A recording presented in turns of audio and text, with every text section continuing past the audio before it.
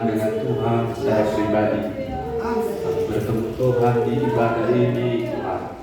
Kami tidak datang sekedar biasa datang, tapi kami mengalami Tuhan. Haleluya. Terima kasih Roh Kudus. Terima kasih ya Roh Kudus. Segala sesuatu firman tanpa Roh Kudus sia-sia adanya. Kami dengar kalau Roh Kudus jamah di kami. Sepatah dua kata kami berubah, dan tanpa Roh Kudus banyak yang kami dengar, kami tidak mengalami transformasi apa-apa. Terima kasih untuk kesempatan ini. Kami mendengarkan firman dalam nama Tuhan Yesus Kristus. Semua yang percaya katakan amin. Tepuk tangan bagi Tuhan. Haleluya.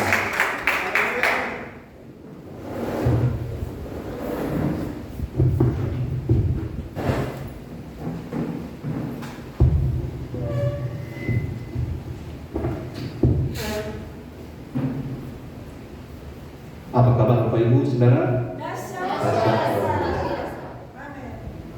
Terima kasih untuk Aldi yang baru pertama kali. Kita hari ini akan memberi kesempatan untuk Tuhan bicara lewat pelajaran Alkitab Bible Study. Pada minggu lalu kita sudah coba tapi tidak tuntas.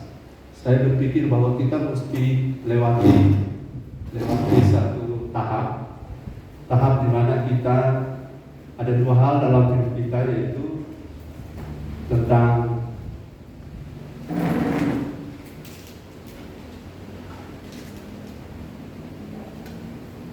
dipimpin oleh Roh Kudus,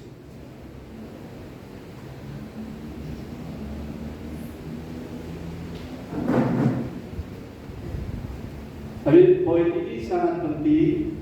Tapi saya mengamati satu hal seperti saya mengamati satu hal, dan yang saya amati adalah begini.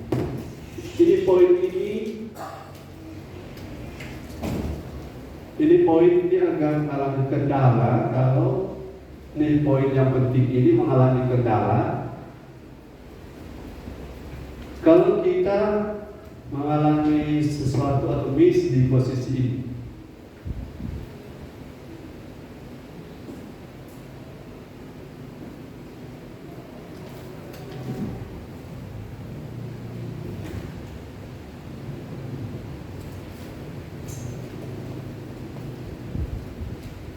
Pada bagian ini, Bapak Ibu Saudara,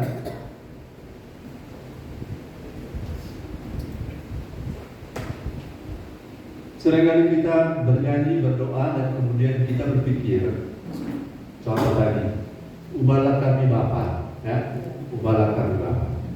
Nah, bagian mana yang diubah? Bagian mana yang diubah? Atau pimpinlah, led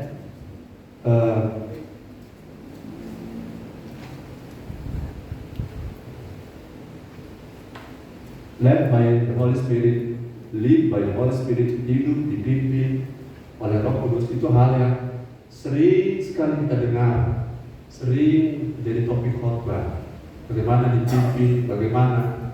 Tapi pada faktualnya, secara faktual bahwa kita memberi diri dipimpin, tapi kita lupa yang kita beri adalah jiwa kita. Yang kita berikan adalah sisi tubuh kita. Sehingga yang kita miss di sini adalah kesadaran, katakan kesadaran. Kesadaran itu apa? Awareness, ya. Kesadaran tentang, contoh, kalau saudara belajar ilmu teologi, kalau saudara tidak sadar tentang pentingnya teologi, maka tidak guna belajar teologi. Saudara belajar ilmu psikologi, nah saya tidak mau belajar psikologi karena ada kekhawatiran tercampurnya. Paham psikologi dengan teologi itu berbahaya, kan? Teologi dan psikologi kalau dicampur, maka yang orang ada bicara firman, orang bilang itu sugesti. Ya, orang-orang, saya sedang bicara tentang firman yang sisi spiritual, orang bilang ini apa istilahnya, motivasi. Nah itu sebabnya ruang itu kalau tercampur, kita tidak bisa bedakan ini motivasi atau firman. Stimulasi psikologis itu berbeda dengan iman, berbeda, dan itu harus seperti firman bisa dipisahkan. Seperti pedang bermata dua, dia memisahkan. Nah, Di sisi ini, Bapak Ibu, saudara-saudara, di sisi pemahaman kesadaran tentang roh kita, ini kita yang sering miss di sini. Saya juga mengalaminya bertahun-tahun, saya miss di sini. Menyadari manusia roh kita, karena yang kita rasa dipimpin oleh Roh Kudus selalu adalah saya berpikir, saya merasa berbuat, saya punya emosi, itu ya, di perasaan itu dipimpin oleh Roh, itu yang selama ini saya dan saudara pahami. Tapi itu bukan masalah, karena semua kita telah pernah ada di situ sekian lama. Nah sekarang oleh karena apostolic ministry atau pelayanan kerasulan mencabut apa yang tidak ditanam oleh Bapa dan menanamkan kembali, meregulasi, katakan regulasi. Regulasi itu artinya apa?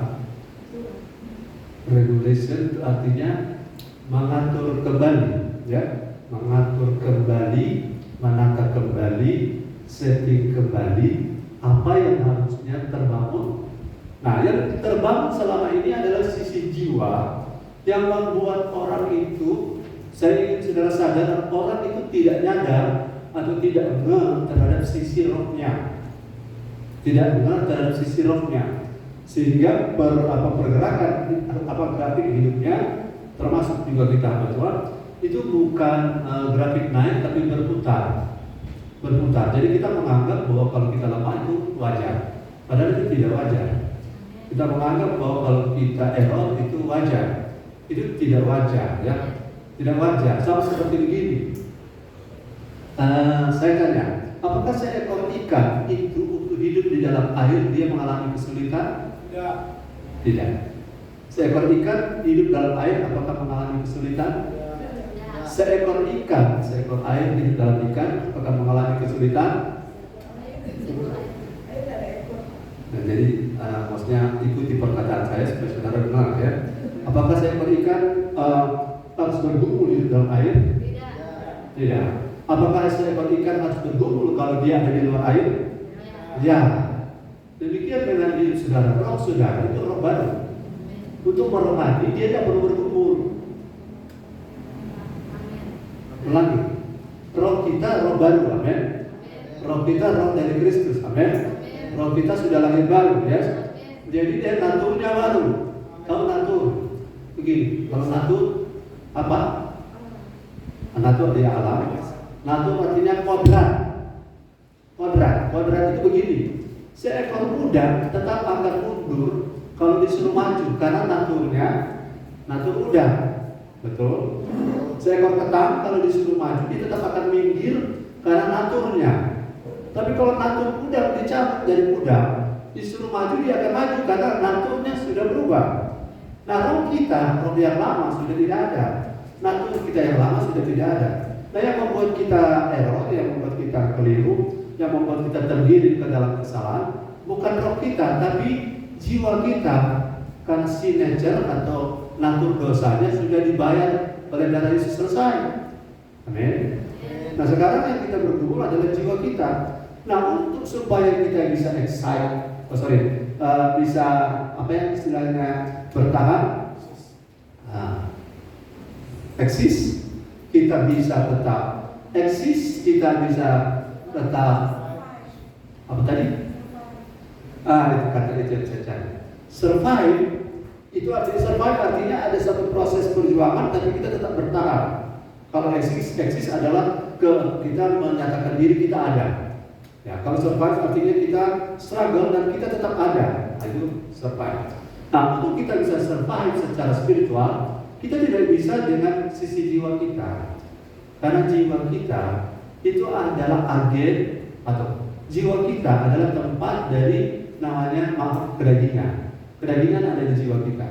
Jadi kalau kita mau bicara tentang Roh Kudus, peganglah tanganku Roh Kudus setiap hari, bukan tangan ini, bukan tangan di jiwa kita, tapi roh kita. Roh kita yang Roh Kudus mau pegang, mau pimpin, mau tuntun, mau led by the Holy Spirit. Nah, kita dituntun, dipimpin, atau kita hidup dalam roh, bukan sisi yang lain tapi sisi roh. Itu sebabnya penting kita menyadari manusia roh kita. Katakan bersama, penting menyadari manusia roh kita. Karena manusia roh inilah menjadi inti dari hidup kita yang sebenarnya. The original man, the original man of me is the spiritual dimension. Jadi original dari hidup saya adalah roh saya. Katakan bersama saya, ini sudah boleh catat dan simpan ini sebagai sebuah formula yang saya sudah ulang-ulang. Saya adalah makhluk roh yang memiliki jiwa dan dia di dalam tubuh.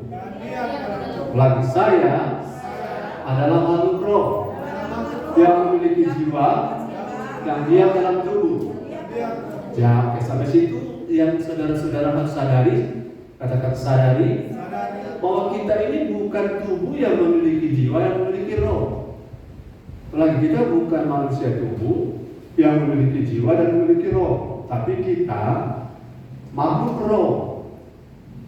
Bahasa Inggris bilang spiritual being, spiritual B-E-I-N-G, spiritual being. Kita adalah makhluk ciptaan yang sifatnya spiritual. Allah spiritual, ya. Kemudian malaikat spiritual, kita juga spiritual.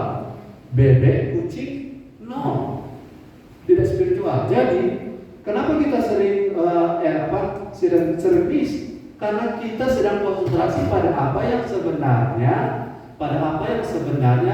bukan fokus dari hidup kita. Fokus hidup kita adalah manusia roh kita. Oke, sampai di sini bisa tangkap bahwa dipimpin oleh roh itu adalah hal yang luar biasa, dahsyat, hebat, dan menjadi harapan kita semua. Tapi kita berkali-kali berulang-ulang berkecimpung di sini, tapi kita kadang-kadang, tapi puji Tuhan kita sebagian besar sudah tidak bermasalah di situ. Kadang-kadang kita tidak bisa ada di sini secara efektif karena kesadaran ini katakan tidak ada atau kurang atau miss, ya. Di sini kita miss. Nah, sebabnya saya ingin hari ini dengan topik, yaitu topik hari ini ingat di pelayan hidup dalam dimensi manusia roh. Hidup dalam dimensi manusia roh. Saya tidak mau gegabah ekstrim mengatakan bahwa inilah jawaban dari semua masalah hidup kita. Masalah hidup kita adalah hidup di dimensi apa kita. Hidup di dimensi apa kita. Kalau kita di dimensi roh, yang namanya capek itu ditunggu. Capek, bosan, ya, ngambek atau merajuk itu di sisi jiwa kita. Tapi roh kita tidak pernah begitu. Sudah tangkap? Roh kita tidak pernah capek. Roh kita tidak pernah merajuk. Roh kita tidak pernah istilahnya kecewa, tidak pernah. Yang kecewa adalah jiwa kita. Oke, sampai sini kita sudah tangkap dan kita akan lanjut. Saudara tulis di status saudara atau di apapun, saya adalah makhluk roh yang memiliki jiwa, yang diam dalam tubuh. Kalau saudara biasa analisis kalimat itu, maka saudara lihat inti dari saudara bukan tubuh, bukan jiwa, bukan yang lain, tapi inti dari hidup saudara dan saya adalah roh. Itu sebabnya saya ingin kita melihat manusia ini, manusia dari dimensinya. Manusia ada dimensinya, dan dimensi pertama adalah roh. Jangan salah dulu ya, saya belum membahas tentang dipimpin oleh roh. Saya sedang membahas tentang menyadari dimensi manusia roh kita. Jadi roh ini bukan Roh Kudus ya, tapi roh kita, katakan roh kita. Dimensi manusia roh. Jadi kita harus menyadari ini bukan Roh Kudus, ini roh kita. Kadang kita bingung berjalan dalam roh. Sebenarnya berjalan dalam roh ada dua, yaitu Roh Kudus yang leader dan roh kita yang dituntun. Jadi dua roh ya, Roh Kudus yang menuntun, kemudian roh kita yang dituntun. Oke, tangkap. Roh Kudus yang menuntun, peganglah tangan Roh Kudus. Tangan yang mana? Tangan yang dalam pengertian bahasa lagu itu menunjuk kepada fisik. tapi sebenarnya isinya bukan tangan organ, tapi roh kita. Roh kita. Jadi manusia terdiri dari roh. Nah, dimensi roh inilah yang jadi fokus untuk kita sadari hari ini. Ini diulang-ulang tidak apa-apa, karena dengan dari strategi pendidikan memang kalau tidak diulang-ulang, saudara, 1 tambah 1 berapa? 2. Kenapa saudara tahu 2? Nah, dari dulu diulang-ulang toh. Tapi kalau cuma dalam 1 kali pelajaran atau 1 kali diajarkan, kan pasti lupa. Nah, yang kedua adalah sisi jiwa. Nanti saya tunjukkan nanti efek-efek dan perbedaan-perbedaannya dari sisi ketiga sisi ini. Kita baca dulu ayat yang sangat terkenal, di mana ada bilang semoga roh, jiwa dan tubuh terpelihara. Ya, coba buka. Saudara kalau sudah hafal itu luar biasa. Dimensi kita, manusia punya dimensi, ada roh, ada jiwa, ada tubuh. Jadi kita sekarang bagaimana mempelajari tentang hidup dalam dimensi manusia roh. Kalau kita bicara tentang rohani, kita agak bingung ya. Jadi kalau kita bicara manusia roh, itu berarti sisi dari salah satu isi dari satu keutuhan seorang manusia, di mana dia memiliki tubuh, jiwa, dan roh. Dan selalu kita sudah putar ya, menyebutnya roh, jiwa, dan tubuh. Jadi manusia roh ini bukan manusia rohani, tapi sisi roh di dalam manusia itu. Oke, ulang.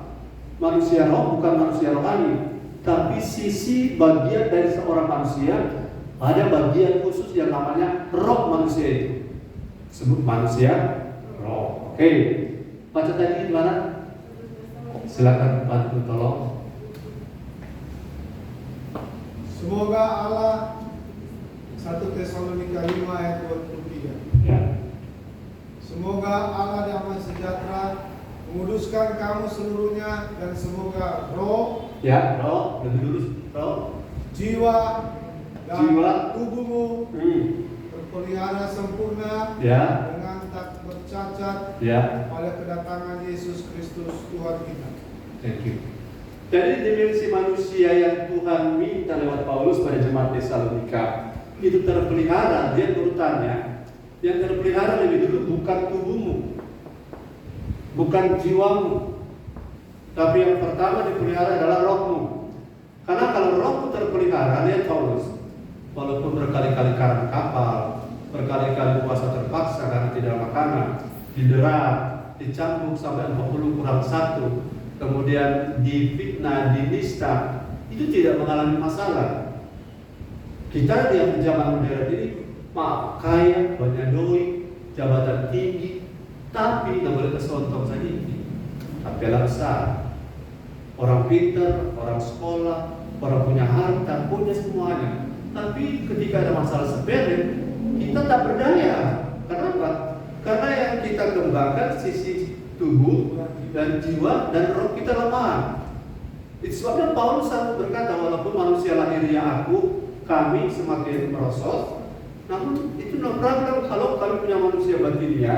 Batinia itu adalah sisi yang imaterial, sisi imaterial. Sebab orang yang membangun doktrin dikotomi, mereka membagi dua. Karena para medis tidak bisa membedakan roh dan jiwa, jadi mereka pisah dikotomi material dan imaterial. Jadi sisi yang bisa diraba, diindrai dengan sisi yang tidak bisa diindrai, itu imaterial. Nah, batinia yang dimaksud oleh Paulus sisi yang imaterial, tapi inti yang maksud Paulus adalah roh kita. Roh kita itu yang diperbaharui dari sehari ke sehari. Diperbaharui apa? Roh kita tidak diperbaharui, karena roh kita sudah baru. Yang diperbaharui adalah sisi yang satu, teman dari yang imaterial tadi. Yang imaterial apa tadi? Roh dan jiwa, artinya tidak bisa diraba, tidak bisa dipegang. Itu adalah roh dan jiwa. Roh baru yang ditransformasi adalah jiwa. Jadi diperbaharui itu sebenarnya bukan soal roh kita diperbaharui kemarin baru, sekarang diperbaharui lagi. Yang diperbaharui adalah jiwa kita, karena roh kita sudah baru dan itu sudah definitif. Definitif artinya begini, kalau kita sudah ulang-ulang saya bilang ya, waktu kita percaya Yesus dan kita mati hari ini, kita pasti langsung surga. Cuma masalah kalau kita masih hidup lama, jiwa kita mendominasi kita, akhirnya roh kita lama-lama melempem, lama-lama seperti kerupuk, dia masuk angin. Kemudian oleh karena jiwa dan tubuh kita seperti Demas, Yudas, Esau membawa kita kepada jauh dari Tuhan, dan seseorang bisa binasa bukan karena rohnya, tapi karena kesatuan dari hidup manusia, roh, jiwa, tubuh dipimpin oleh jiwa yang adalah daging, dan akhirnya memilih jalan menolak Yesus dari segi tindakan, perkataan, dan pikiran, dan akhirnya binasa. Jadi roh, jiwa, dan tubuh harus terpelihara, katakan terpelihara. Nah, kalau kita pelihara, ini prinsipnya begini. Kalau saudara pelihara sebuah mobil, saudara harus rawat lebih dulu bodinya atau mesinnya? Nah, atau variasi mesin. Lampu sein boleh tidak berbunyi, boleh tidak menyala. Ya, bodi boleh berkeropos sedikit, tapi masih bisa jalan, masih bisa beroperasi kalau mesinnya masih bagus. Tangkap ya. Kalau bodinya bagus, variasinya bagus, dia punya interiornya bagus, tapi mesinnya putus timing belt, ya, hancur semua, dia punya piston mau tabrak semua, hancur, tidak bisa kemana-mana, ditarik pun tidak bisa, tinggal diderek, diangkat masuk ke oto angkutan, oto rusak. Nah, kalau saudara dan saya punya roh ini bermasalah, maka ini akan bermasalah, jadi tubuh akan bermasalah. Engkau akan mau keluar dari masalah tidak akan pernah bisa, karena intinya ada di roh. Jadi kesadaran tentang manusia roh inilah yang saya ingin tekan hari ini. Dan saya puji Tuhan di sini ada duduk sini malaikat-malaikat. Haleluya, malaikat-malaikat ada memberi konsentrasi. Dan kalau malaikat mereka bukan mendengar supaya mendengar, dikasih yang doa penasih begini. Malaikat itu tidak bisa berubah, tidak bisa berubah lebih baik, tidak bisa berubah mengerti. Mereka sudah sekali setting begitu terus sampai selama-lamanya. Kalau kita bisa di-upgrade, bisa bertumbuh, bisa jadi lebih tinggi level kita selama ada dalam tubuh, selama roh masih ada dalam tubuh kita. Oke. Nah, bagaimana kita menyadari? Jadi hidup dalam dimensi manusia roh ini yang saya tekan tadi adalah soal apa? Kesadaran. Sadar dalam susah sukar sabar. Sadar. Kesadaran itu penting. Karena kalau saudara tidak sadar bahwa saudara punya mesin itu rusak, maka saudara akan mengalami masalah. Dan kalau saudara sadar bahwa dimensi manusia roh itu perlu dipelihara, maka otomatis ya, kalau saudara rawat tubuh belum tentu jiwa terawat. Ya. Kalau saudara rawat jiwa belum tentu roh terawat. Tapi kalau saudara rawat roh, saudara jiwa dan tubuh terawat. Karena dia berdampak terbalik ya. Tubuh tidak berpengaruh terhadap jiwa, jiwa tidak berpengaruh terhadap roh, tapi roh mempengaruhi jiwa dan jiwa mempengaruhi tubuh. Ulangi. Boleh tangkap ini? Tubuh tidak mempengaruhi jiwa, jiwa tidak mempengaruhi roh dalam hal membuat lebih baik ya. Misalnya, kalau saudara makan banyak, namanya stres tetap stres. Ya tak? Makan banyak, body tadi bertambah, jiwa galak terus. Roh juga tidak akan berpengaruh. Tapi kalau rohmu diberi makan, jiwamu terdampak. Setuju? Bilang amin. Jiwamu jadi tenang. Kalau jiwa tenang, saudara, kalau orang punya jiwa tenang, makan enak enggak? Nah, makanya kalau lagi makan jangan bawa bentong, amin. Supaya bisa makan enak. Tapi kalau sudah makan banyak, ini jiwa galau, maka secara teori pencernaan tidak jalan normal. Usus halusmu tidak menyerap secara kimiawi. Dan itu akan membuat cuma terbuang pada feses, ya. Nah, lanjut. Yang perlu kita bangun hari ini adalah kesadaran. Sehingga begini, kalau kita ibadah, kita sadar, oh yang ibadah ini kita lagi bawa tapi roh. Oh kita lagi penyembahan, kita lagi melayani dan lain-lain. Ini akan saya bagikan pada pertemuan ini. Hidup dalam dimensi manusia roh itu akan membuat saudara tidak lagi kesulitan pada dimensi jiwa dan dimensi tubuh. Haleluya. Haleluya. Haleluya. Haleluya. Begini, ini fakta. Ada banyak orang secara fisik sakit, tapi karena rohnya kuat. Yes. Ya? Ada banyak orang secara fisik agak ada sakit, tapi karena rohnya kuat. Ini sakit yang stres, yang kita tidak berhasil bikin kolaps ini orang satu ini. Kenapa? Karena roh yang kuat. Roh yang kuat akan bisa menghandle tubuh yang lemah. Amin. Haleluya. Haleluya. Virus, kuman, bakteri bisa menjangkiti siapa saja, betul? Tapi virus, kuman, dan bakteri tidak dapat membuat orang siapa saja terkapar. Karena yang membuat terkapar adalah yang membuat izin terkapar tidak hanya kita. Itu seperti Mazmur 91.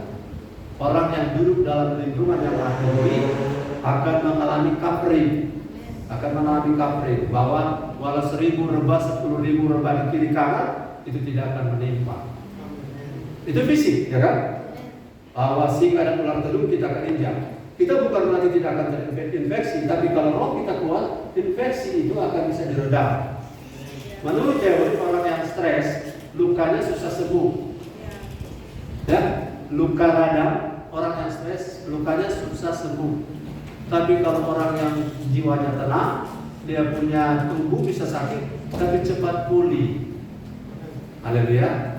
Nah, itu keuntungan. Oke, jadi kesadaran tentang sisi manusia roh kita ini penting karena yang pertama adalah hidup dalam, coba kita lihat Roma pasal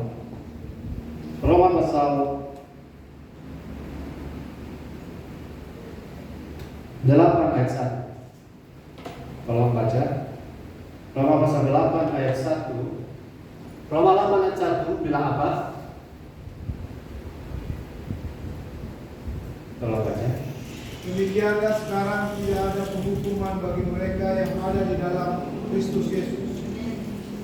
demikianlah sekarang tidak ada penghukuman bagi mereka yang ada dalam Kristus Yesus. Ada yang punya terjemahan King James?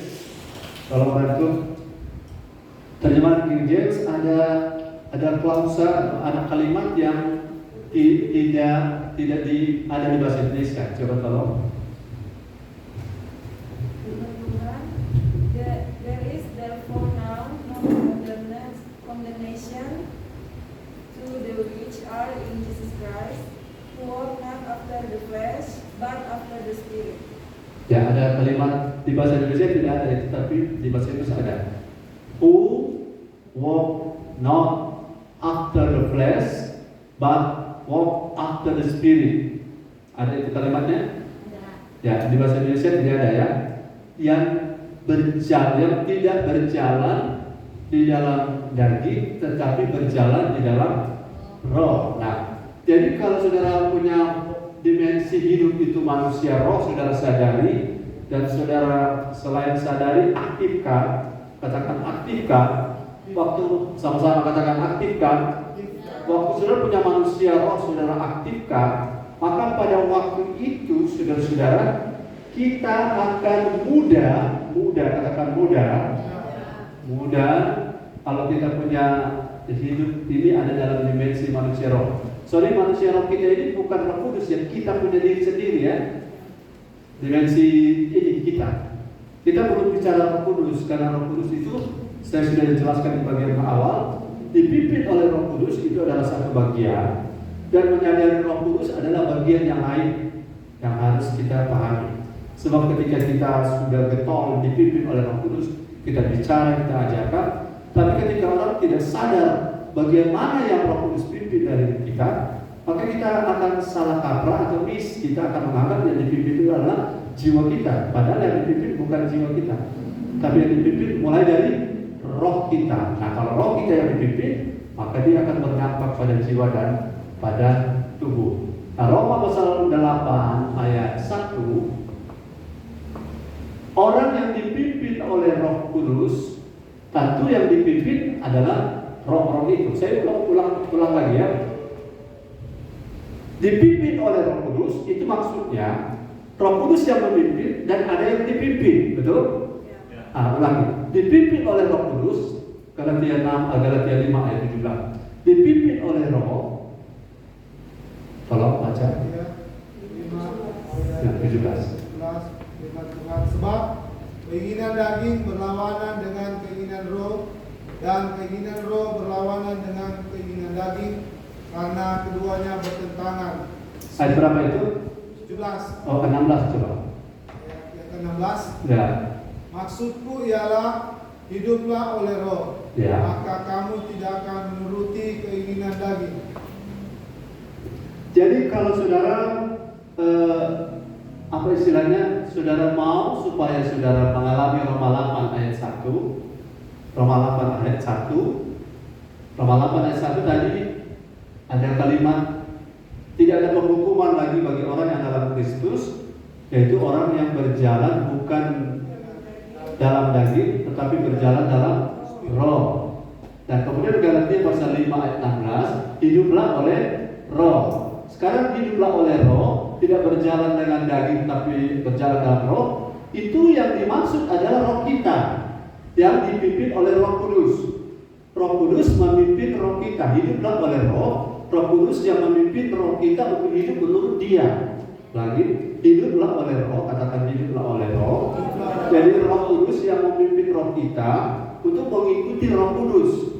Yang disebut dengan hiduplah oleh roh, hidup seperti Roh Kudus. Nah, kalau kita hidup dalam dimensi, maka katakan potensi menghandle daging itu bisa.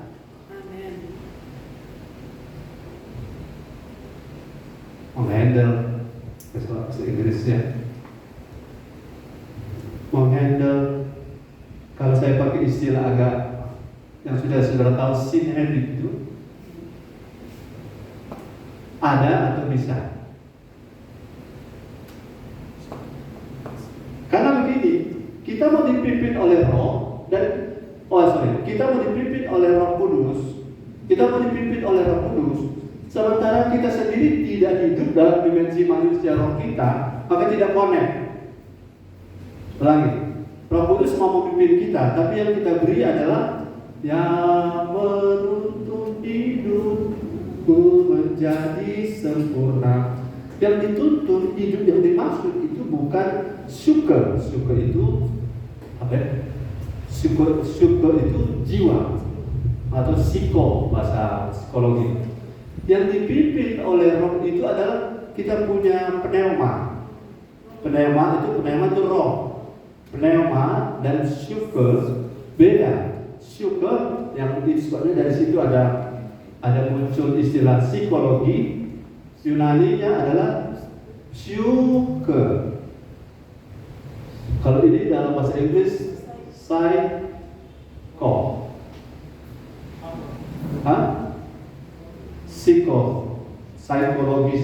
psikologi, ya. Ini yang sebenarnya dipahami oleh banyak orang, yang dipimpin adalah syukur kita. Tapi sebenarnya yang dipimpin adalah sisi pneuma kita, roh kita. Makanya ada orang yang pernah dengar, ada orang punya nama gereja pneumatikos.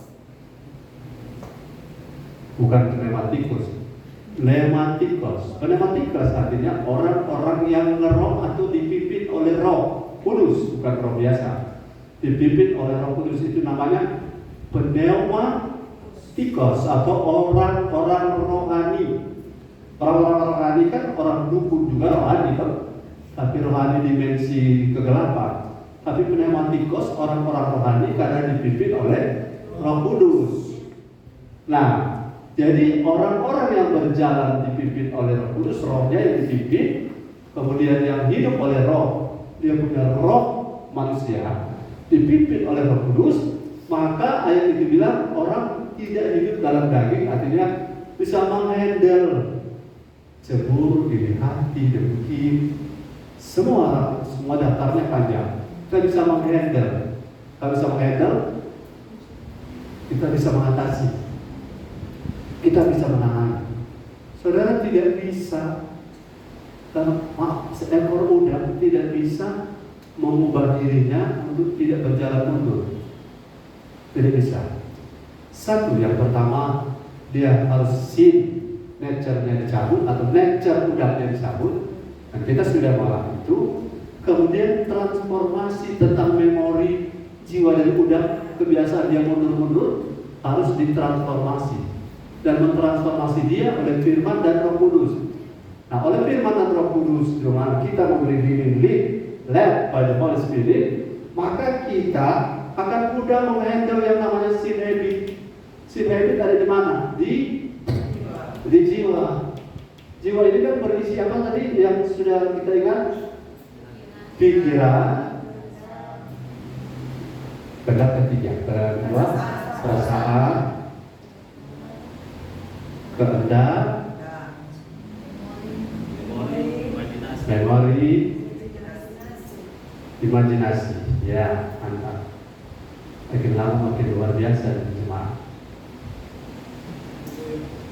Yes, intelektualnya atau di sisi pendidikan ini area pikiran itu tujuan pendidikan adalah untuk merubah pikiran, perasaan dan kehendak.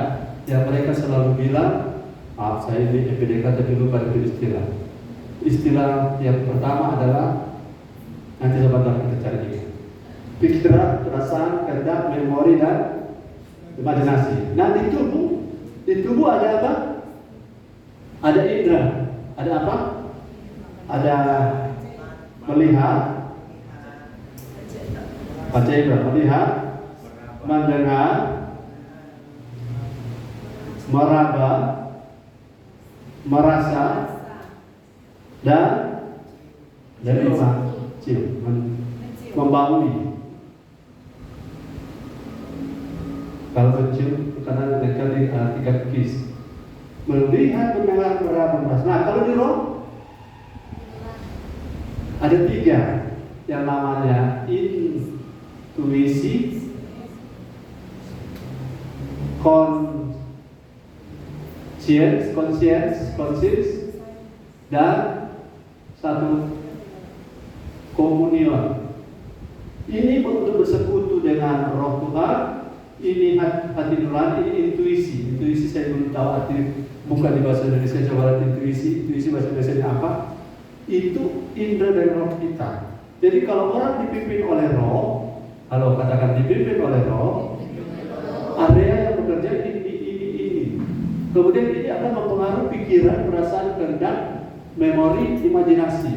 Kemudian pikiran, perasaan, kehendak, memori, imajinasi akan mengarahkan, akan drive di indera ini.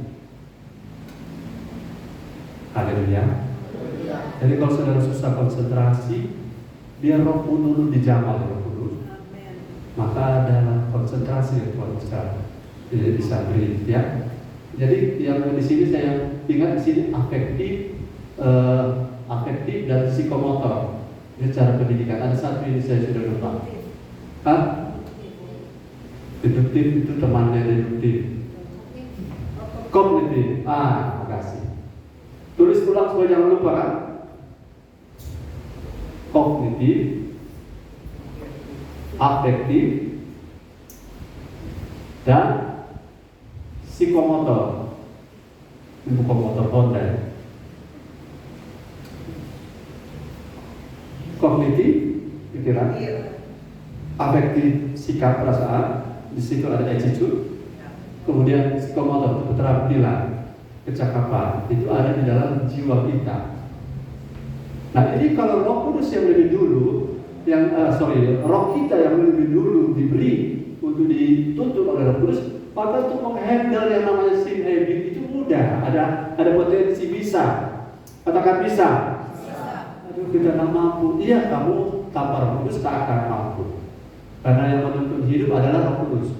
Menuntut bukan cuma menuntut, tapi mengubah. Katakan amin. Mengubah. Haleluya. Nah, mengubah yang mana? Sin habit itu ada di sini, di jiwa. Yang paling berpengaruh adalah memori dan imajinasi. Memori dan imajinasi. Oke? Haleluya. Haleluya. Halo. Jadi yang pertama, kalau saudara sadari bahwa saudara adalah makhluk roh, saya adalah makhluk roh yang memiliki jiwa, yang diam dalam tubuh, maka kesadaran ini akan membuat saudara mudah untuk dituntun oleh Roh Kudus. Kesadaran ini akan membuat waktu saudara berjalan dipimpin oleh Roh, hidup oleh Roh, saudara walk not by apa tadi? Walk not by flesh, but walk by the Spirit, after the Spirit, maka saudara akan bebas dari penghukuman. Ayat 1 kan bilang tadi tidak ada lagi penghukuman. Itu latar belakang dari Roma pasal 8, DP pasal 7. Pasal 7 kan ada tulis, aku ini mau pengen berbuat baik, tapi yang jadi adalah yang jahat. Pengen berbuat baik, tapi yang jadi adalah jahat. Kenapa? Karena kita sendiri tidak mampu mengatasi jiwa kita sendiri. Jiwa kita tidak mampu mengatasinya. Kecuali roh kita kuat, dan roh kita kuat bukan karena kita, bukan oleh kuat, bukan oleh gagah, tetapi oleh roh Tuhan. Di mana ayat itu? Sakaria pasal 4 ayat 6. Sampai di sini sudah bisa tangkap? Sudah bisa tangkap, kasih jempolnya. Waktu kira di Zoom. Katakan haleluya. Jadi ini hal yang baik untuk kita sadari sebelum kita masuk ke area Roh Kudus tuntun. Banyak kan lagu sekarang, peganglah tangan Roh Kudus pimpin kita. Tapi kesadaran tentang bagian mana dari hidup kita yang dipimpin itu penting.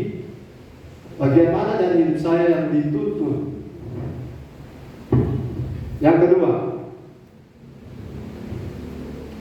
kalau kita hidup dalam dimensi manusia roh, kalau kita hidup dalam dimensi manusia roh, maka yang kedua membuat kita bisa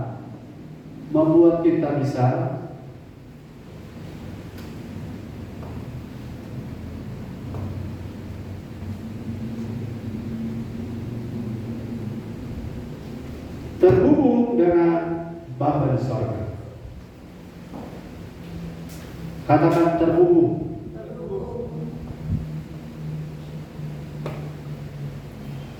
Allah Bapa di sorga Allah adalah roh adanya, betul? Allah adalah roh adanya. Dia berkomunikasi dengan kita dari sisi roh kita. Jadi Allah berkomunikasi kita dengan roh. Kalau saya tanya, apa beda roh kita waktu belum kenal Yesus, belum percaya Yesus dengan sesudah percaya Yesus dalam koneksitas dengan Bapa di sorga? Apa beda? Apa beda sebelum kita lahir baru dengan sesudah lahir baru?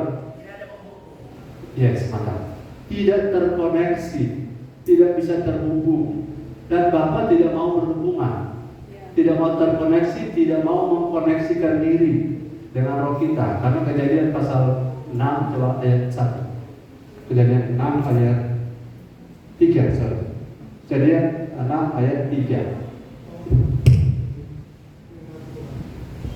Berfirmanlah Tuhan, Rohku tidak akan selama-lamanya tinggal di dalam manusia, karena manusia itu adalah daging, tetapi umurnya akan 120 tahun saja. Jangan berusaha konsentrasi pada umur, tapi konsentrasi kepada roh Tuhan. Tuhan yang adalah roh tidak selamanya tinggal waktu itu, karena manusia adalah daging. Ini kan masih dalam konteks Kejadian pasal 1 sampai 6. Masih dalam konteks belum ada jalan yang terbuka, terbuat, terbangun untuk terkoneksi seperti Yakub dengan tangga ke Betel itu. Tuhan belum bisa bicara langsung karena belum ada orang, belum ada tempat yang bisa Bapa di surga terkonek ke bumi.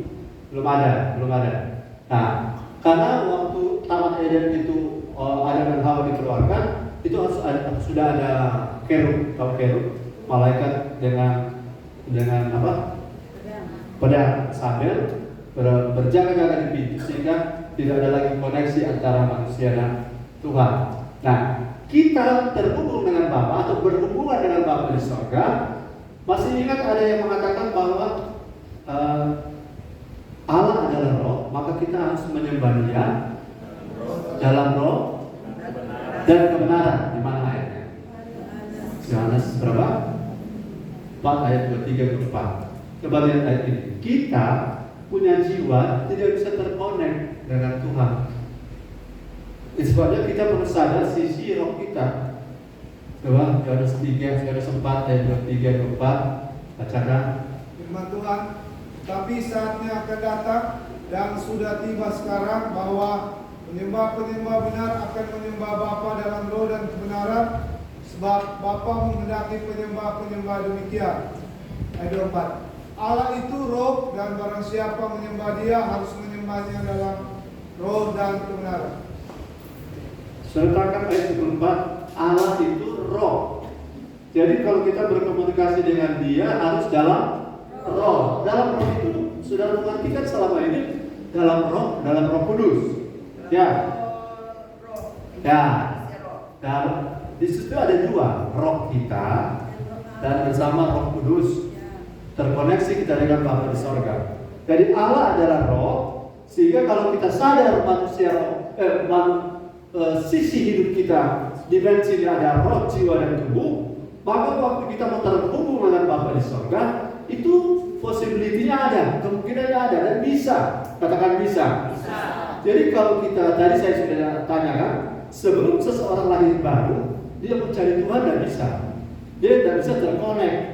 Sebelum orang ketemu Yesus, semua penyembahan, semua doa, semua upaya agama tidak bisa terkonek dengan Bapa di sorga. Sebab aku jalan kebenaran dan jalan ke hidup. Di luar Yesus tidak ada yang bisa connect ke Bapa. Nah, sejak percaya Yesus, Roh Kudus diam dalam roh kita, betul? Nah, setelah roh kita terkonek dengan Yesus, maka roh kita tadinya yang saya cari adalah sebelum percaya Yesus roh kita mati. Lagi, sebelum percaya Yesus roh kita mati. Kalau roh kita mati artinya kita tidak bisa berhubungan terkoneksi dengan Bapa di sorga. Setelah kita percaya Yesus, kita lahir baru. Nah, sejak itu roh kita hidup, yang namanya lahir baru. Nah, roh kita yang hidup inilah yang berhubungan nanti atau keperluan, kegunaan. Katakan kegunaan. Kegunaan dari roh kita atau fungsi dari roh kita adalah terkonek dengan Bapa di sorga atau dengan Allah secara kelembagaan Tritunggal. Ketiganya adalah roh. Jadi kalau roh kita tidak sadari, kita tidak istilahnya kita tidak posisikan secara proporsional, kita lebih fokus kepada jiwa yang terpuaskan oleh praise and worship entertainment, kita lebih terpuaskan lewat berita firman yang hanya menguatkan kita. Nah, saya saudara-saudara sudah melihat satu kebutuhan. Ternyata kebutuhan dari Jumat ini, ya saudara-saudara ini kelas-kelas khusus ini pembelajaran ini. Tapi kalau di ibadah raya ada orang tidak pernah ikut hari Sabtu, toh? Nah, tetapi pertanyaan saya sedang cari jawaban. Karena orang tidak pernah ikut Bible study ke siang. Kalau kebutuhan tuh makanan siap saji. Nah, itu makanan siap saji kalau punya satu tahun menolong mereka. Tapi untuk membangun manusia roh harus seperti ini. Harus dalam pengertian kita harus punya makanan keras. Amin. Makanan keras itu bukan makanan bahasa kasar, tapi kita diregulasi. Katakan regulasi. Diregulasi atau diatur, ditata kembali pemahaman kita. Baru kita bisa memiliki potensi untuk bertumbuh jadi dewasa. Oke, kesadaran tentang kita membuat kita bisa terhubung dengan Bapa di sorga. Jiwa ini saudara sudah terhisap ke dalam yang namanya sin habit. Sin habit. Pernah baca ada satu ayat, orang salah paham nih ayat ini. Salah paham karena mereka tidak melihat perbedaan antara roh dan jiwa. Pernah baca ada ayat bilang begini,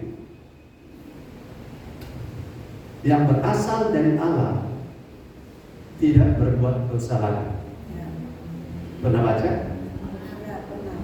Pernah? Di mana? Loading dulu Pak baru bilang. Oh, pokoknya perjanjian baru bukan kamus. Ya, kita lebih luas. Di mana ada ayat? Di 1 Yohanes 5, coba. Kalau nggak salah ayat 19. Hah? Saudara berapa? 3, coba. Coba baca.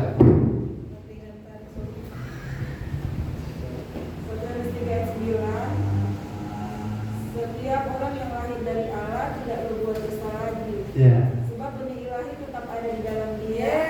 Dan ia tidak dapat berbuat dosa karena ia lahir dari Allah. Amin. Sekarang kita tanya soal fakta. Lebih kenyataan fakta, orang masih berbuat dosa atau tidak? Yes, sudah mulai tangkap. Ya, sudah mulai tangkap. Yang lahir dari Allah yang tidak berbuat dosa lagi adalah roh kita yang baru. Kasihan ini yang jaga jadi korban. Dia jadi kambing kita. Padahal ini sebenarnya netral ini steril ini. Dia membuat dia terkontaminasi ini. Karena yang sin habit dengan sin nature ada di mana? Sin nature ada di mana? Sin nature. Oh. Ya. Ya. Ya, itu maksudnya mau ke situ kita, tapi kita bicara tentang hal-hal arkeologi. Orang menggali ulang, lalu orang bertanya, bagaimana dia? So kemana dia ada? Tadi apa?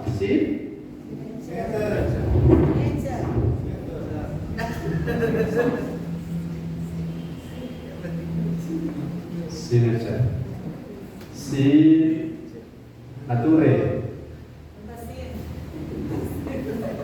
Baru jadi itu sin biasanya obat batuk, dekolsin, antalgin, in belakang antalgin, ampicillin, amoxicillin, dekolsin, ampicillin, dekolsin, odrexin, simvastatin, ini semua. Oke, sintetik dan signature. Check in online. Mesti PCR. Sekarang signature dan sintetik ini dia beda tempat. Yang Yesus bayar sudah lunas, sudah dengan darah Yesus dibersihkan dan tetelestai, is finished, sudah selesai adalah signature. Ini sudah selesai. Yang ketiga adalah sin habit.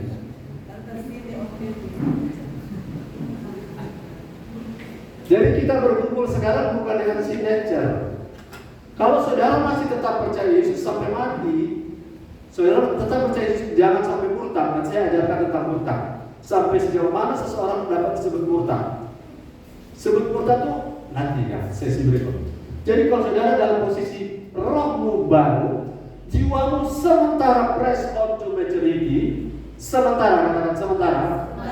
Jadi roh kita baru, kemudian kita sementara press on to maturity, kemudian kita meninggal dunia.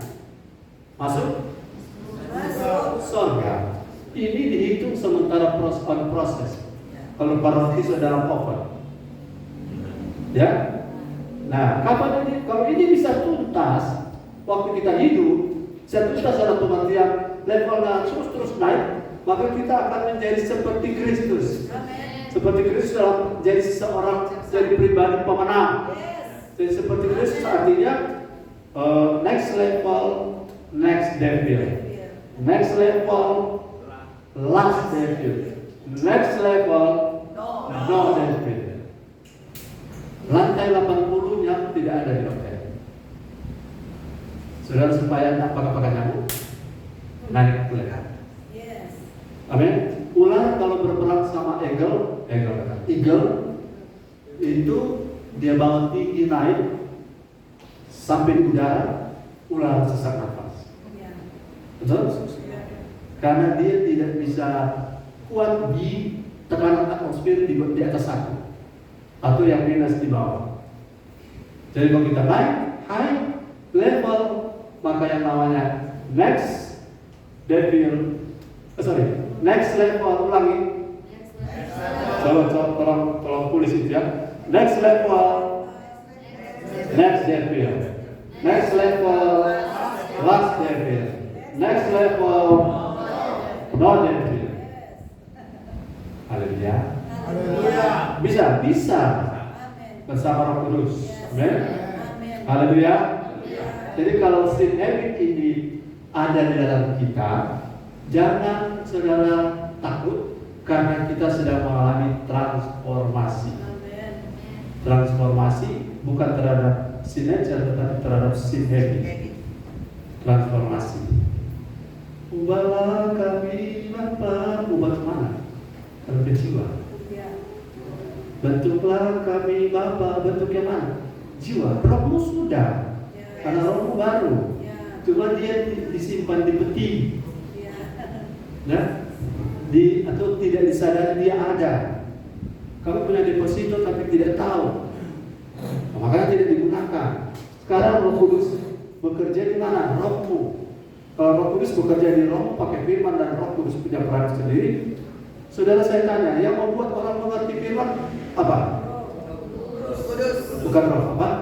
Roh Kudus. Yang membuat orang mengerti firman Roh Kudus. Jadi ada kan tulis Matius berapa itu? Mendengar dan mengerti. Mendengar, mengerti. Mendengar dan mengerti. Mendengar bagian saya dan saudara, tapi mengerti bagian Roh Kudus. Dia akan menuntun kita pada seluruh kebenaran. Jadi kalau lagi praise and worship, jangan nonton. Libatkan diri. Karena itu sedang berkomunikasi dengan alam roh. Sedang koneksi dengan alam roh. Nah, alam roh itu areanya sekarang. Zaman Yesus sudah berakhir, zaman Bapa sudah berakhir, dan segi batas zaman, zaman kita zaman Roh Kudus. Nah, zaman Roh Kudus inilah Roh Kudus yang beroperasi itu untuk membangun kita mengerti, katakan mengerti. Jadi kalau gereja yang tidak ada Roh Kudus, kapan mereka mengerti firman? Dan bisa. Tidak bisa. Praise and worship itu adalah tempat duduk bagi hadirat Allah, Bapa, Kristus dan Roh Kudus. Jadi waktu kita buka hati, Roh Kudus bekerja di hadiratnya, dan waktu kita buka hati, dia buat kita mengerti. Saya tanya, di mana beratnya melakukan firman? Bukan. Pada bagian mana sampai orang jadi sulit melakukan firman? Kalau teman, saya tadi ada atur sound system. Jadi kita punya mic ini, kita ada tes. Dan tadi punya ada perubahan. Kita ke channel materi, channel 5, antara channel 6. Tidak ketahuan, tidak pengertian. Ya, itu kata terakhir yang saya cari. Kita tidak bisa melakukan kalau kita tidak mengerti.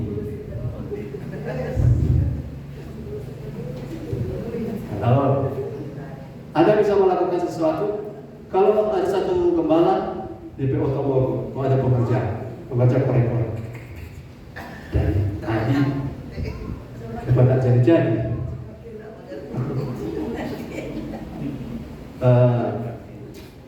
Dan understand about teknik to reparasi. Jadi apa tadi? Camakela. Jadi tuh gembala bilang gini, anak ini tahu setel atau setel tahu. Kalau orang mau tahu setel atau beda cuma satu jalan. Biar Roh Kudus itu ada ruang di hidup kita. Bukan cuma ada ruang, dia isi hidup kita. Kadang-kadang saudara, saya kalau menyanyi cuma ibu gembala dia bilang, mana boleh menangis kan? Lepas kasih dia jok, tetap semua loh. Karena kalau kita muka kata buka apa istilahnya? Apa tadi buka dan dia bilang, Pak Robi, kepala dia buka apa katanya? Bukan bersahabat. Jadi orang tak berapa. Ya kita memang setelah lahir dari kecil sampai sekarang begini kita dia muka, harus kita mau berusaha merubah, tapi tidak bisa jadi orang lain. Saya tetap maksudnya. Tapi soal kalau di zaman Roh Kudus kita menangis saudara sampai kita pikir-pikir, boleh juga kita menangis kita kan? Kalau Roh Kudus yang jamah, sekeras apapun hati itu, kalau Roh Kudus kau bukan, dia akan membuat hatimu hancur. Dan kalau hati hancur, Bapa di surga turun. Dan dia membuat kita mengerti. Itu mengerti itu penting. Jadi tadi kita setel nanti jadi tak salah deh. Yang tapi lain ini channel 5 kita putar-putar DPG, DP Tribal, DP High, DP Low, DP Middle di channel anak. Jadi tidak jadi apa-apa karena kita tidak mengerti, koneksinya salah. Jadi kalau kita mau mengerti, kita harus berserah pada Roh Kudus. Roh Kudus akan membuat kita mengerti. Supaya sin habit kita bisa diatasi. Sin habit tidak bisa diatasi oleh kekuatan. Tidak bisa. Dan setiap kali kita, saya tanya begini, sama dunia roh dengan dunia roh yang sifatnya baik dengan dunia roh yang sifatnya jahat sebenarnya sama. Kalau saudara biasa iri hati, saudara mau iri hati gampang atau susah? Gampang. Langsung jadi toh. Kenapa mengaku ini susah? Karena dalam dimensi yang berbeda. Kalau dalam dimensinya spiritual, lead by the Holy Spirit, kita bisa mengampuni karena kita punya dimensi kekuatannya oleh Roh Kudus. Tapi kalau kita di dimensi daging, kita tidak akan mampu karena daging kita akan menguasai kita. Yang Roma pasal 7 bilang, aku manusia celaka, yang aku ingin baik, tapi yang kejadiannya adalah yang jahat. Karena tanpa Roh Kudus kita tidak bisa. Makanya ketika pindah Roma 8, kamu tidak akan dihukum lagi. Karena apa? Kamu hidup not walk after the flesh, but walk after the spirit. Itu yang membuat kita mampu. Haleluya. Jadi transformasi terjadi ketika kita sadar roh kita diberi makan oleh firman, kemudian jiwa kita mengalami dampak dari firman yang kita dengar. Roh Kudus membuat kita mengerti. Katakan mengerti. Kalau orang mengerti melakukan sesuatu itu mudah. Haleluya. Jadi kalau Pak Robi servis printer, kalau saudara coba bawa printer itu ke Hebra, dia servis 1 minggu paling tidak cuma hasilnya sakit kepala.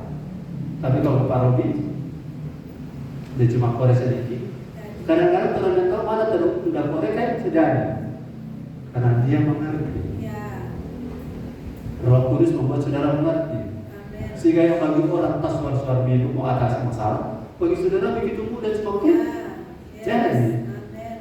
Bersyukurlah kalau kita sadari sisi roh kita yang ada Roh Kudus yang menuntun kita. Yang ketiga, haleluya.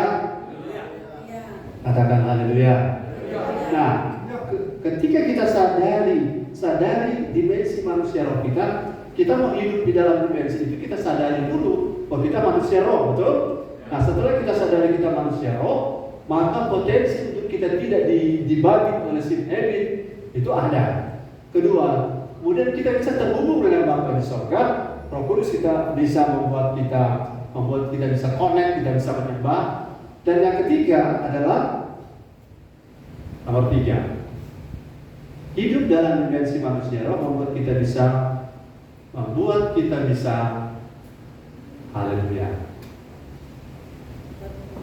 Kita bisa, ini di atas kan terhubung bisa komunikasi juga toh. Dan bisa menang.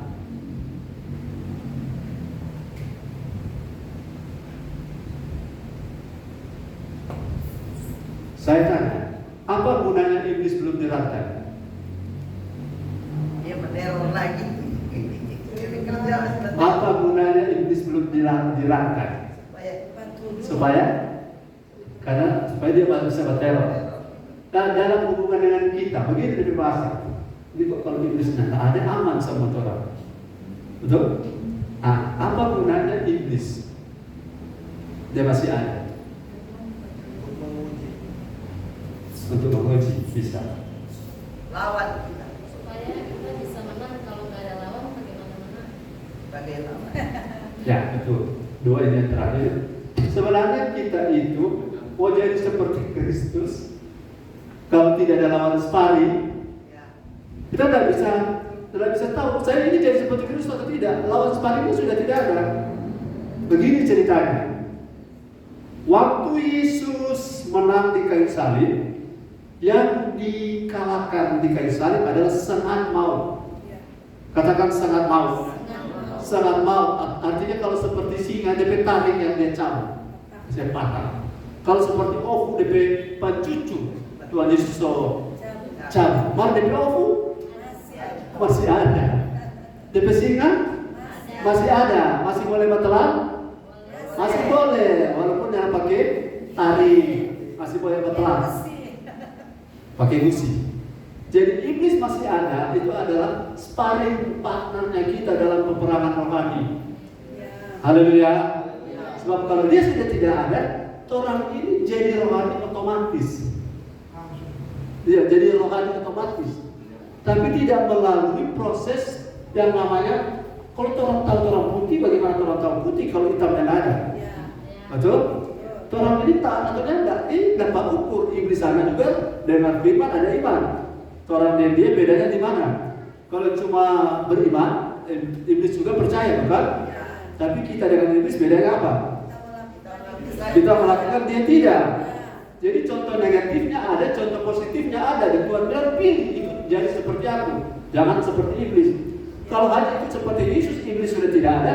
Makanya ada ramai orang di bumi, lebih baik langsung masuk surga saja. Betul? Dan disinilah saya ingin kasih tahu bahwa peperangan kita bukan di sini. Bukan.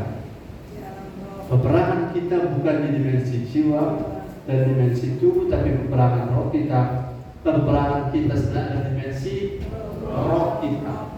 Yang berperang bukan darah dan daging. Coba baca ayat. Saya memiliki jemaat yang pintar-pintar. Ayatnya saya cuma bilang sudah tahu tempatnya di mana. Efesus 6 ayat 12. Luar biasa. Tepat sekali. Silakan baca.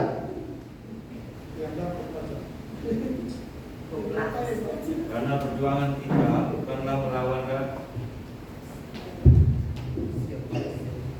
Ya. Karena perjuangan kita bukanlah melawan darah dan daging, Ya. tapi melawan pemerintah-pemerintah, melawan penguasa-penguasa, Ya. melawan penghulu-penghulu dunia yang gelap ini, Ya. melawan roh-roh jahat di udara. Ya. Roh jahat.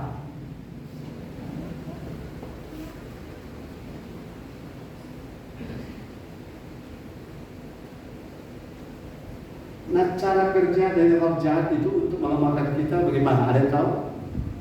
Cara kerja roh jahat melemahkan kita. Ada yang tahu?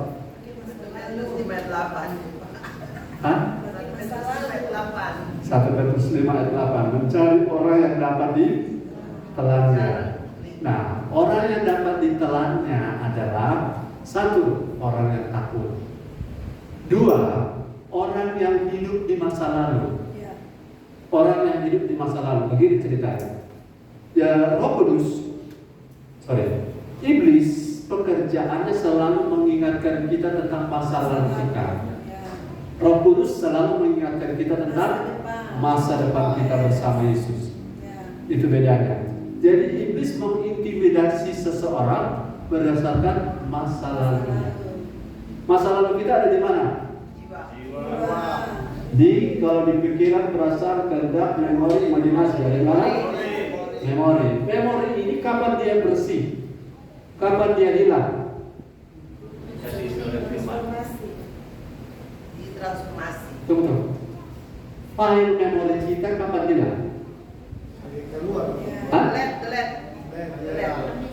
Ya oke, supaya kita sama. Memori kita sebenarnya tidak akan hilang.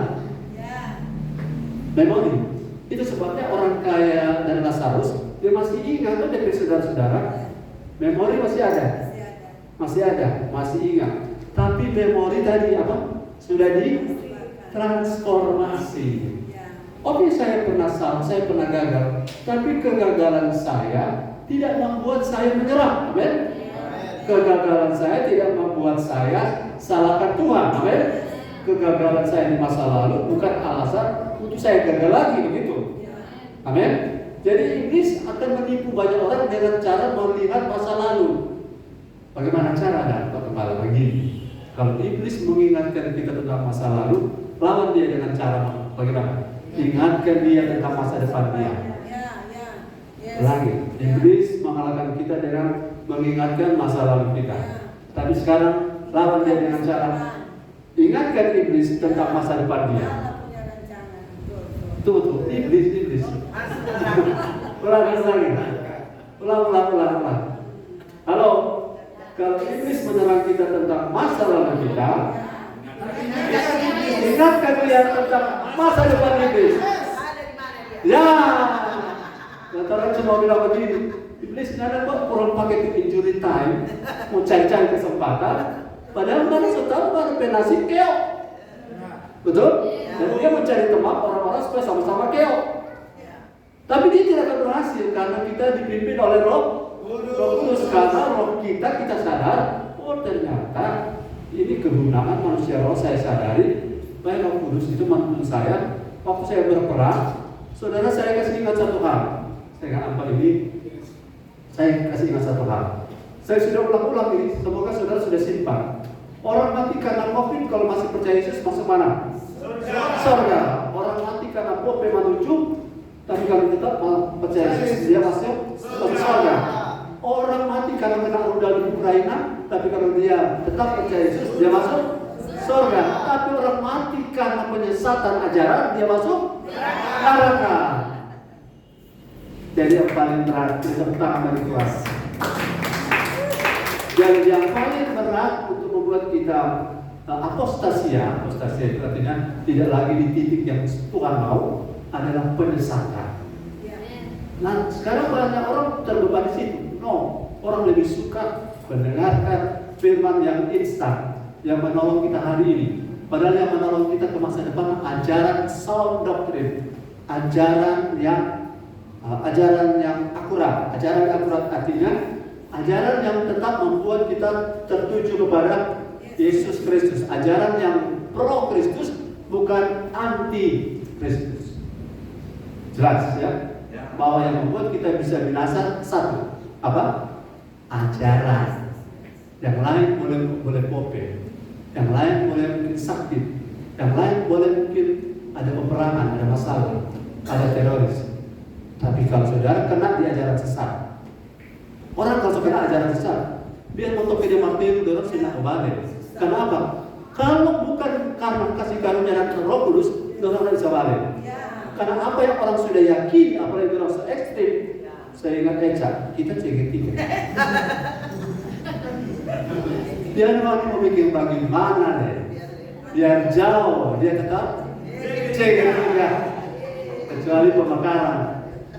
Ya, jadi kalau saudara sudah tertanam dengan satu ajaran yang keliru, itu derajatnya mungkin tipis, tapi lama-lama akan menyimpang jauh. Jadi sebabnya penting sekali kalau kita punya gereja yang tekanannya ajaran menjadi seperti Kristus. Haleluya. Karena orang kalah di alam roh bukan kalah karena apa? Kalah karena iblis mendefinisikan kembali ajaran yang benar. Ulang, iblis mendefinisikan kembali. Ulangi, iblis mendefinisikan kembali. Kita kan berperang di alam roh bukan musim-musim. Iblis di pohon pisang, dalam pohon pisang cabatu, iblis besar. Pohon pisang gapi, iblis tak terlalu besar. Bukan itu.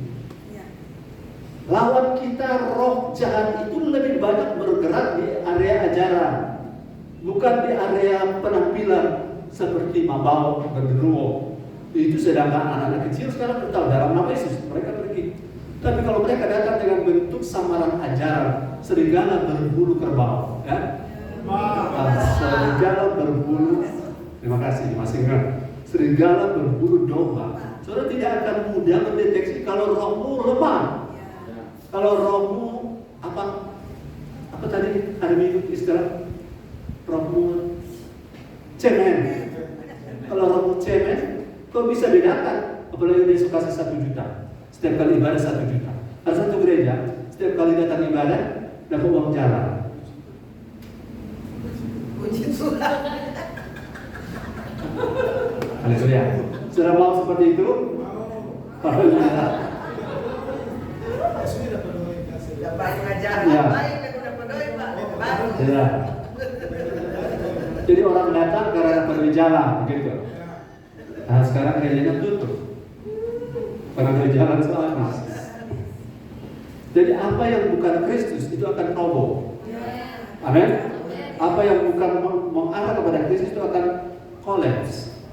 Orang biar dapat dia biasa-biasa begini, masa besar akan luar biasa kalau fokus terus pada Yesus. Haleluya. Jangan menyerah. Kalau rohmu kuat, kau tidak mudah diombang-ambingkan oleh berbagai ajaran. Saya ada dapat informasi tentang orang kalau terjebak di hyper grace, dia rasa sepertinya semua Tuhan berkarya berpusat pada dirinya. Jadi Tuhan sibuk karena dia, Tuhan pusing kepala karena dia, bahkan Tuhan harus tidak tidur gara-gara dia. Jadi semua karena dia. Kalau itu tidak digiring ke arah ajaran menjadi seperti Kristus, akhirnya terjadi yang namanya, saya sudah jawab waktu itu, terjadi sinkretisme. Sinkretisme artinya perpaduan dari semua yang benar dari ajaran-ajaran agama dikumpul jadi satu dan jadi agama baru. Dan mereka munculkan Yesus, dan mereka munculkan patung agama lain, ajaran agama lain, dan kitabnya digabung. Itulah yang akan membuat Kristus yang lain, karena roh yang sedang bekerja sekarang adalah roh antikristus. Bukan antikristus, tapi roh antikristus. Roh antikristus ada di mana? Ada di sini. Mana dia? Roh jahat. Segala sesuatu yang tidak membawa kita kepada Kristus itu adalah pekerjaan dari roh jahat. Bagaimana antisipasi? Sadari dirimu adalah dimensi roh, dan beri Roh Kudus memimpin engkau supaya engkau yang sadar tentang manusia rohmu itu beroperasi, maka Roh Kudus akan bisa membuat engkau menang terhadap roh jahat. Nah, area dari pekerjaan roh jahat bukan menakut-nakuti kita dengan penampilan mabau dan segalanya, tapi roh jahat bekerja di penyimpangan ajaran. Penyimpangan ajaran, katakan penyimpangan ajaran. Nah, ciri-ciri penyimpangan ajaran adalah sangat jelas tujuan akhirnya bukan pro Kristus, tapi anti Kristus. Jadi anti Kristus jangan takut yang 3,5 tahun itu. Yang paling berbahaya anti Kristus karena ajarannya bukan untuk menjadi seperti Kristus. Sampai sini jelas? Jadi manusia roh kita harus diaktifkan, tidak boleh dibiarkan. Jadi kalau ibadah jangan kejar puas juamu, jangan kejar popojimu terisi, karena semua itu adalah dampak. Kalau rohmu bagus, popojimu juga bagus. Kalau rohmu bagus, jiwamu juga tenang. Haleluya. Ada 4 poin lagi, tapi kiranya Tuhan memberkati saudara. Saya beri kesempatan saudara nanti hadir lagi. Saya minta diisi absen bukan untuk saudara jadi mahasiswa. Saya tahu siapa yang sudah pernah ikut bagian ini, sehingga apabila ada pertanyaan atau ada kelanjutan, saya sudah bisa lihat di daftar topik ini, si A ini ada, berarti puji Tuhan. Si A, si B itu tidak ada, berarti dia belum sempat dengar. Kalau dia belum sempat dengar, saya bisa mudah membantu berdasarkan catatan-catatan ini. Tuhan Yesus memberkati kita. Shalom.